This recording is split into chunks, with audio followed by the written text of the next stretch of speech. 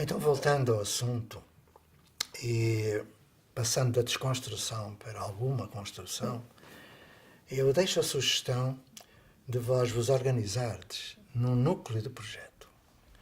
O núcleo de projeto é um conjunto de educadores que pode ter, inclusivamente, o diretor da escola, uma faxineira, um pai, uma mãe, um agente educativo local, que vá criar um protótipo de uma nova construção social de aprendizagem, a que eu chamarei comunidade de aprendizagem.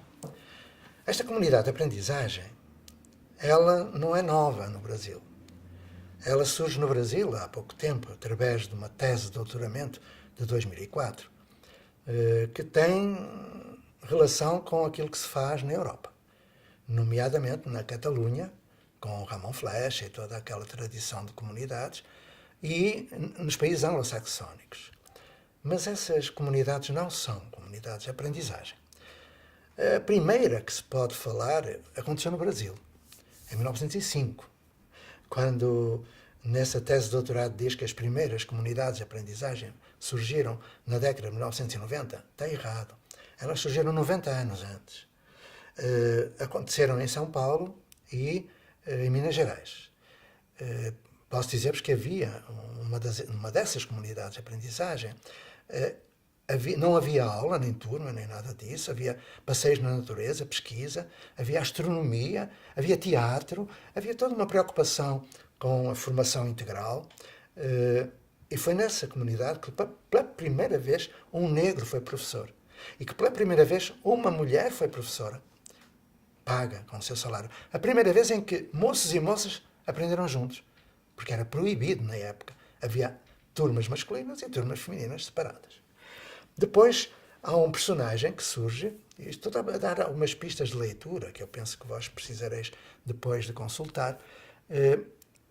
Há um senhor chamado Lauro de Oliveira Lima, que escreve um livro chamado Escola de Comunidade, que vem depois de um livro chamado Ensino Secundário, Escola Secundária Moderna. São duas obras fundamentais para se compreender o que é isto, um novo paradigma educacional, a comunidade de aprendizagem. Mas, entretanto, na década de 1940, há um personagem português que vem para o Brasil, e está cá há 26 anos. Ele foi embora em 1967, quando da invasão da UNB, onde ele era professor. Ele criou lá um Instituto de Línguas. Esse homem chamou-se Agostinho da Silva. Eu gostaria que fossem estudar essa personagem, porque ele criou comunidades em Itatiaia, na Paraíba, em Santa Catarina. Ele ajudou a criar a Universidade de João Pessoa, a Universidade de Floripa. Tudo isso é um homem de uma grande dimensão. Ele escreveu muito sobre isso. Então, nesta tradição de comunidades, nós vamos tentar criar um protótipo de comunidade de aprendizagem.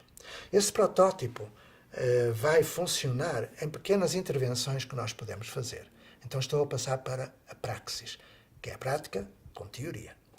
Então eu proponho que organizeis esse núcleo de projeto e que, mantendo tudo o que vós fazeis nos Salesianos, e que é muito bem feito, dizendo aos pais que aquilo que fazeis é o melhor que pode ser feito, que essa escola é a melhor escola do mundo, nada de modificar as coisas, porque senão podereis perder os clientes. Desculpem falar assim, mas em escolas de iniciativa particular temos que perceber que os pais estão habituados a que a escola seja aquela escola que foi.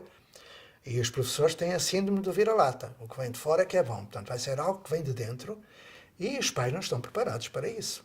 Portanto, só vai participar desse núcleo quem quiser. Ninguém pode impor nada a ninguém. E quando esse núcleo começar com 1, 2 ou 3 professores e outras pessoas, vai ter que considerar que deve respeitar aqueles que não querem mudar. Respeito por quem não quer mudar. Uma crença não se discute. Respeita-se. Não se discute. Então, podereis fazer pequenas intervenções. Por exemplo, utilizando registros de avaliação formativa. Então, esse portfólio de avaliação é um instrumento, é um conjunto de evidências de aprendizagem. E para perceberem o que isso é, eu vou ter que contar mais uma história. Há muitos anos atrás, na escola onde eu estava, recebemos jovens que vinham da FEBEM. Eram jovens que nenhuma escola queria. Um deles, pelos vistos, tinha matado e outro tinha posto um professor em estado de coma numa escola não sei onde. E a senhora perguntou-me se eu poderia falar com eles, porque se algum deles aceitasse ficar, certamente iria salvar-se, porque os outros não, etc, etc. Bom, eu disse, eu falo com eles, mas tenho que lhes tirar as algemas. Eles vinham algemados. Bom, tiraram-nos as algemas, eu pedi para eles entrarem, perguntei o que é que eles queriam saber, eles ficaram calados, pensando que era uma tocaia da minha parte. Aí eu passei a outro pilar de educação, o que é que querem fazer, e um deles disse, a gente aqui pode fazer o que quer? Sim, pode. Ah, mas o que eu quero você não deixa, tio. Diz lá o que queres. Aí eu quero trazer pássaros cá para a escola. Eu posso trazer? Sim, podes.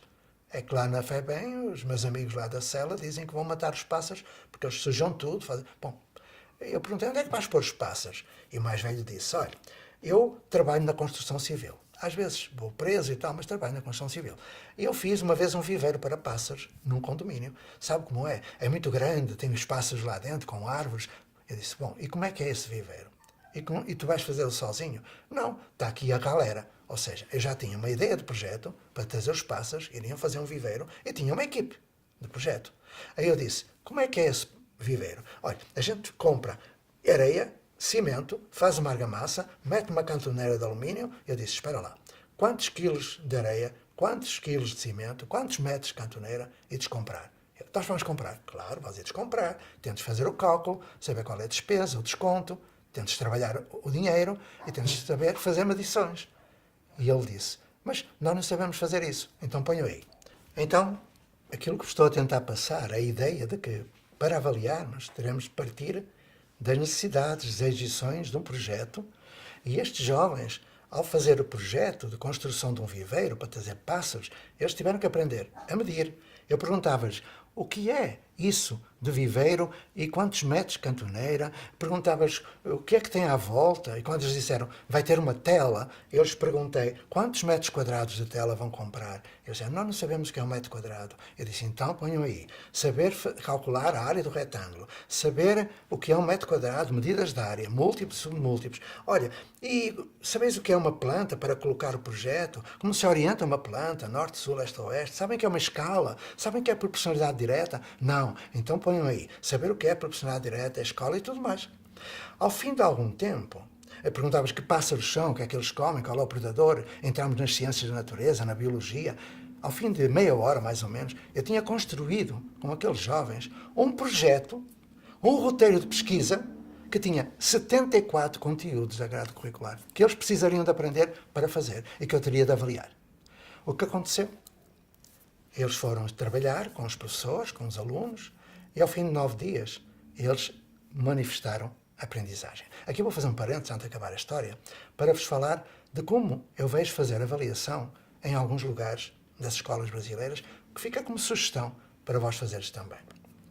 Um dia estava numa escola e entrou uma criança no espaço onde eu estava e disse, fulana, que era a tutora, eu acho que já sei fazer raiz quadrada. E ela, mas o que é que tu fizeste? Porquê é que tu foste estudar raiz quadrada? E ela, eu vou explicar. Quando ela disse, eu vou explicar, a professora, a tutora, pegou no iPhone, tirou da bata, ligou em câmara para gravar o vídeo da conversa e pôs entre ela e a criança. E a criança explicou, olha, nós estamos a fazer lá na comunidade uma quadra para jogos. Fizemos as marcações para futebol de salão, para handball, para e foi fácil, nós tivemos que aprender o que é um ângulo reto, segmentos de reta e tudo mais. Mas agora, quando fizemos para o basquetebol, tivemos que fazer uma circunferência, saber como se calculava a área do círculo e veio a questão da raiz quadrada. Reparei bem, uma necessidade que surge ao desenvolver um projeto, um conteúdo fundamental. E diz a professora, e como é que tu aprendeste? E ela disse, olha, no primeiro dia, quando eu quis aprender raiz quadrada, eu fiz o meu planejamento. São eles que fazem o planejamento. Não é o professor que prepara para. São eles que constroem com o tutor. Fiz o meu planejamento e conversei com o professor Nelson, que é o professor de matemática, e perguntei se no dia seguinte, às 9 da manhã, eu poderia estar com ele para ele me orientar na matemática, porque a raiz quadrada é matemática. Ele disse que sim. Eu fui ter com ele às 9 da manhã do dia seguinte. Ele me encaminhou para a internet, para uns sites que têm a explicação da raiz quadrada. Eu, às 10 horas, fui fazer esse trabalho na internet e fiz o planejamento do resto do dia para trabalhar com a minha equipe, que estavam a fazer outras descobertas, e fui estudar. Só que não entendi muito bem. E aí, no planejamento do dia seguinte, eu pedi novamente ao professor Nelson para estar com ele, para ele me tirar umas dúvidas. Ele aceitou, eu fui ter com ele. Bom, não vou explicar tudo, porque levaria muito tempo. Aí a professora pergunta à tutora, e tu achas que já sabes fazer raiz quadrada? Sim, eu estou há 3 dias a estudar e acho que já sei. A professora pegou num papel e escreveu uma raiz quadrada com 6 dígitos. Imaginemos 290.733. A criança pegou no papel, tac, tac, tac, tac, e tudo a que ser gravado em vídeo. Tudo. E a professora olhou, estava certo. Mostrou para a câmara e disse, e agora o que é que tu vais fazer? Agora eu vou voltar para a comunidade para ajudar a fazer as marcações. Ou seja, há uma necessidade, há um conteúdo que é preciso alcançar, há um processo de descoberta, há a mediação pedagógica do tutor, há a avaliação feita pelo tutor e pelo professor de matemática e a criança vai pôr ao serviço da comunidade aquilo que aprendeu. O que é que a professora faz quando ela sai? Vai à internet, à plataforma digital de aprendizagem, entra no ficheiro da criança e manda para lá o vídeo, que é uma evidência de aprendizagem da raiz quadrada, que o pai da criança, à noite, quando chega a casa, se quiser saber o que ela aprendeu, carrega e vai ver como se aprende raiz quadrada. Ele pode aprender também. Então aqui está a produção de conhecimento. Finalizando a história dos 7 da FEBEM. Ao fim de 9 dias, eles tinham aprendido não 74 conteúdos, mas mais de 100 conteúdos. Em 9 dias, que eles não tinham aprendido em 8 anos de escola. E eu fui a um dispositivo que tem lá, porque quando se diz a escola da Ponte não tem aula, não tem turma, não tem série, não tem prova, eu pergunto o que é que tem? Só se diz o que é que não tem? É a escola mais organizada que eu conheço. Lá a aprendizagem acontece a todo momento, 24 horas por dia, incluindo fins de semana, 365 dias por ano. Então, eles puseram num dispositivo que se chama Eu Já Sei e Posso Ajudar. Escreveram, os 7 da FEBEM fizeram um viveiro. Quem quiser aprender 2 pontos, como se calcula a área do retângulo, o que é um metro quadrado, o que é um predador, o que é cadeia trófica, o que é uma escala, vá ter connosco. Amanhã que a gente ensina. Imaginei, no dia seguinte, todos os alunos, centenas de alunos, à volta do viveiro, e os 7 com cartolinas, que não havia internet, nem computadores naquela época, estou a falar de 1977. Meus amigos, há 41 anos atrás. E eles foram mostrar aquilo que tinham aprendido. As crianças estavam sentadas, perguntavam, levantavam o braço. Eu não entendi. Vinha outro e eu dizia, eu vou explicar melhor. Todos a aprender uns com os outros, todos a partilhar informação, todos a avaliar-se. E os professores, com os seus registros de avaliação formativa, contínua e sistemática, iam registrando as evidências de aprendizagem através da observação sistemática. Tão simples, meus amigos. Só que não havia vídeo na altura, não havia nada. Havia observação simples. Ao fim de 1h30, em que ninguém se levantou, em que chegaram os pais, os tios para acompanhar e todos foram aprendendo como se faz um viveiro e muitos outros foram feitos para salvar pássaros que caíam dos ninhos, porque há aqui uma intenção segunda que eu não vou contar. Ao fim de 1h30 eles perguntaram, há mais dúvidas? Toda a gente ficou calada e aí aconteceu algo mágico.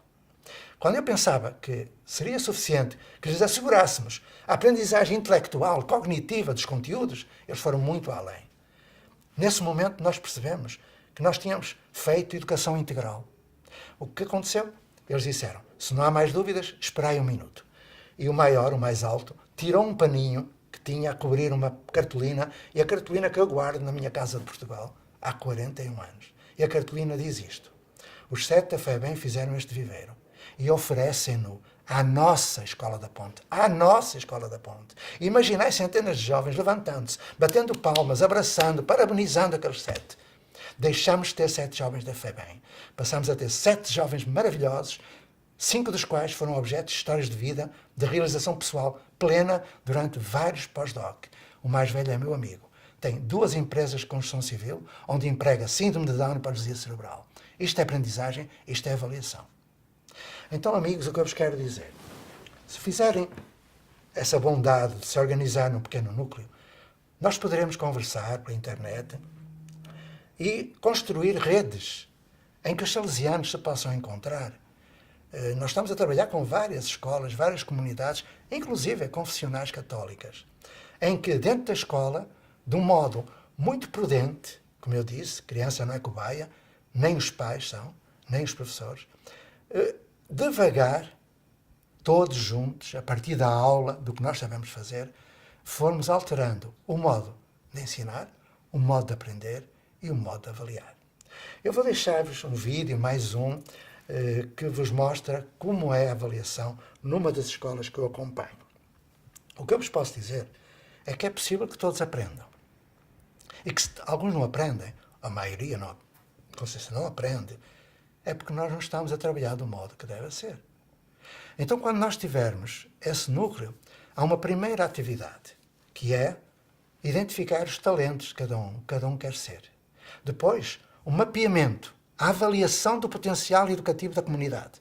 Ou seja, perceber que pessoas e que lugares têm potencial educativo. Ir aos saberes populares. Ir saber o que é metodologia popular, o que é medicina popular. Vão encontrar gente que sabe trabalhar com plantas, que sabe fazer remédios com plantas, homeopata, tudo isso vão aprender. Vão encontrar avós que estão sozinhos em casa a estupidificar-se em frente à televisão e que podem vir colaborar convosco, ou vósitos com as crianças mais pequeninas estar com os avós. Separar avô e neto é um crime. E nos primeiros 1000 dias de vidas, sobretudo para aqueles que estão a trabalhar na educação infantil, cuidado. Não separar os avós das crianças. Levar a que os avós participem. Porque a criança aprende ainda no útero materno. Ela constrói os primeiros neurónios de espelho. Vamos avaliar. Por volta de 5 meses de gravidez da mãe. Ela aprende o ritmo da fala. Aprende. E vós podeis avaliar isso aos 7 meses de gestação. Por volta disso. As neurociências estão aí. Ok? Então, os primeiros 1000 dias são fundamentais. Então vós podereis trabalhar incluídos na comunidade, para incluir a comunidade. Mas não é haver escola e comunidade. Não é fazer visitas de estudo à comunidade, porque ninguém visita a sua casa. É transformar a escola num locus de desenvolvimento pleno. Por exemplo, certamente não é o vosso caso, mas eu conheço escolas onde o banheiro de aluno é separado do banheiro de professor. Será que em casa o banheiro de pai é separado do banheiro de filho? O que é que nós estamos a fazer? O que é isto?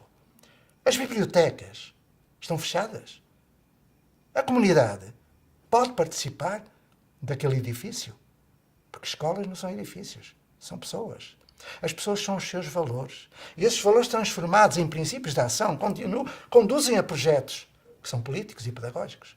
E esses projetos políticos e pedagógicos, hoje, no século XXI, só têm que adotar aquilo que tem a ver com o paradigma da comunicação. Nada está centrado no professor, mas também nada está centrado no aluno. Esquecei, por favor, porque eu fui da escola nova, eu fui do movimento da escola moderna, eu acreditava que tudo tinha de estar centrado no aluno, o protagonismo do aluno, a autonomia do aluno. Mas a autonomia do aluno, a autonomia é um conceito relacional. Quando nós formos avaliar, eu vou deixar-vos muita coisa neste último vídeo de instrumentos que vós podereis observar, de ver, depois de eu acabar de falar, vocês perceber que na avaliação de atitudes, por exemplo, e na avaliação de desempenho, os critérios são muito outros. E que as pessoas aprendem na autonomia relacional. Eu sou autónomo em relação ao outro. A minha liberdade não termina onde começa a liberdade do outro. Isso é um conceito errado. A minha liberdade começa onde começa a liberdade do outro. E se o outro não é livre, eu não tenho direito a ser livre. Se o outro não é feliz, eu não posso ser feliz. Estou a falar de valores do século XXI. Solidariedade. Ela tem que estar manifestada nos instrumentos de avaliação de atitudes. Vou deixar-vos depois alguns instrumentos de comunicação com os pais, da avaliação de atitudes, em 14 grandes habilidades, capacidades, ou o que queiram chamar-lhe. Vou deixar-vos também com algumas peças de vídeo que vão completar este vídeo que vós estáis agora a presenciar. E só vos queria deixar com uma mensagem, porque depois de eu acabar de falar, entrarão os instrumentos que eu vos vou deixar. Tenho muitos outros instrumentos que vos posso passar, tenho centenas de instrumentos de avaliação, tenho centenas de páginas escritas sobre avaliação, escrevi um livro em Portugal sobre avaliação, 2 sobre o currículo aqui no Brasil, enfim. Posso partilhar convosco tudo isso, posso partilhar-me. Agradeço tudo aquilo que tiveram de paciência para me escutar. Muita coisa ficou por fazer e por dizer, mas como eu não ouvi as vossas perguntas, eu imaginei-as. Mas sei que a pergunta fundamental seria esta.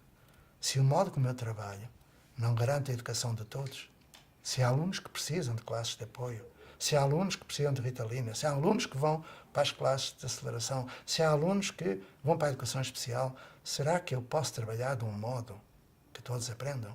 Então deixo-vos com um princípio de um portfólio de avaliação profissional. O vosso portfólio do currículo da subjetividade. Porque a educação é isomórfica. O modo como o professor aprende é o modo como o professor ensina. Se vós não fizerdes projetos, não ides fazer projetos com os alunos. Então eu vou dar-vos as primeiras perguntas para o vosso projeto. As outras vós acrescentareis. A primeira pergunta que eu fiz a mim mesmo, há quase 50 anos atrás, quando eu encontrei uma turma de analfabetos com 15 anos. E eu quis perguntar porque é que eles não sabiam ler. E eles me disseram que a professora, durante 8 anos, que vieram muitas professoras, os tentaram ensinar. E tentaram como? Ensinando o A, I, O, U, Papa, Pipopu e o Tatati, Totu. Eu olhei para aqueles jovens, e levei um susto. Eu tinha andado vários anos a ensinar o A, I, O, U, Papa, Pipopu. Se eu continuasse a ensiná-los pelo A, I, O, U, que era o que eu sabia, um método fónico, eles continuariam sem saber ler. Então eu teria direito de continuar a fazer isso? Foi um dilema incrível que eu tive de resolver. E resolvi a favor deles. Fui aprender a alfabetizar. Hoje eu sou especialista em alfabetização. E aqueles jovens, todos de 15 anos, se salvaram no limite. Eles ficaram a saber ler. Porque eu fui aprender mais metodologias, fui aprender a fazer levantamento repertório linguístico, fui aprender a fazer muita coisa que eu não vou contar agora. Então a primeira pergunta do meu currículo da subjetividade, do meu currículo, do meu projeto de reelaboração cultural, de reelaboração da minha cultura pessoal e profissional, foi esta. Será que todos podem aprender? E o que eu descobri foi que as teorias que existem, que justificam o insucesso, centram o insucesso na família, nos dotes. Ele não tem livros em casa, a mãe é analfabeta, houve alcoólico. Ou então, que são razões de ordem social, económica. Ou então no próprio. Dizer, ele é deficiente, Não é nada disso. O insucesso existe. As reprovações acontecem. E tudo o que está à volta disso é preciso, porque as razões de insucesso são de ordem socio-institucional. É a escola que produz insucesso no modo como trabalha. E os professores aí têm que fazer uma pergunta básica. Como é que eu posso garantir a educação a todos? Então desejo-vos muita felicidade nesse percurso.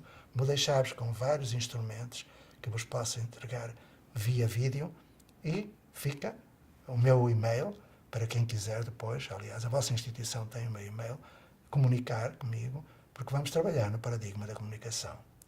Vamos aprender na intersubjetividade mediatizado pelo mundo e o objeto de estudo. Sede felizes, amai os vossos alunos, não tenho dúvidas que os amais, mas procurai ser éticos, que é aquilo que eu vou tentando fazer ao cabo de quase meio século de professor. Ficai em paz.